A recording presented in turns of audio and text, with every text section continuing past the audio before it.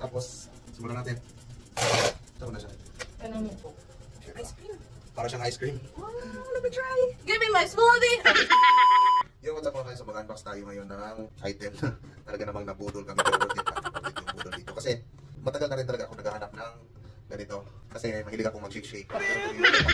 Pero ito siya, para lang siyang ano, yung parang tumbler. After mo siya i-shake, tatanggalin mo na siya, tapos papalitan na ng takip. So ito yun. Kaya nung pumunta kami kahapon sa isang store dito sa Umo, at nakita namin to, kaya binili namin agad. Kasi minsan lang din sila magka-stock ng ganito eh. So let's go mga bay, i-unbox na natin. So tawag nga pala nito is personal blender. So ang brand, Buchanan. Takip.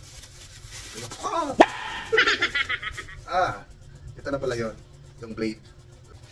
Tapos ito naman yung tumbler. Para siya yung ordinary na tumbler mga bay. Tapos ito yung takip.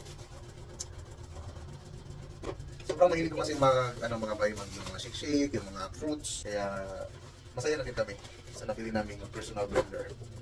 So ito siya. Bali dito. Ilalagay doon. Ito siya. Ganyan. At may araw pala siya yung parang guide niya. Before mo siya gano'n. Para i-lock. I-shoot mo muna siya. Yung parang mapangabot yung dalawang arrow. Tsaka siya i-lock na gano'n. Oo. So ngayon ko lang discover hawig niya. Pero kasi yung tumbler niya mga bay. So parang yung ganito lang. Parang nagsasarado ka lang ng normal na tumbler. So yung sinabi yung pinakita ko kanina, itong arrow. So dito. Yan.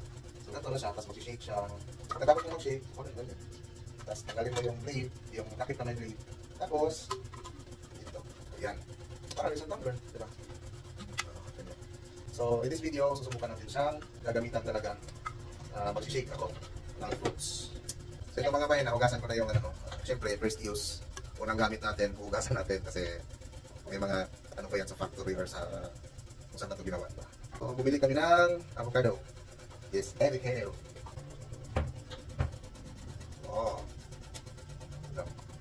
Kagandahan kasi dito sa nabili naming blender mga bay ay maliit lang siya. Mali saan man kayo mag-outing or saan mo gustong dalhin, hindi siya aksaya sa space. Mga parang mga water bottle lang din, di ba? Avocado shake or smoothie. Parang puno na siya. Tira? So, excited na ako mga bay. Takpan natin. Ito yung blade niya. Saktong sikip. So, magiging ganyan siya. Tapos kung sinabi ko kanina mga bay, itong arrow, dapat salpak din siya sa arrow. Makita nyo naman. Tapos, ilak. Ilak lang ganyan. Tapos, ayan. Simulan natin.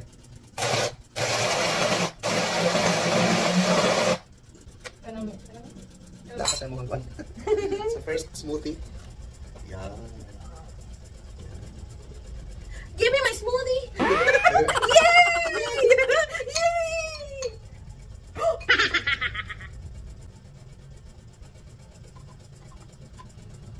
Ay, malang sobra. Bye-bye. Ate, dali! Malang yung dali! Ate! So sa nagtatanong kung magkano itong nabili namin mga bay, so you can have it by only 1,500 pesos. Very worth it yung pagkabudol mga bay or smoothie.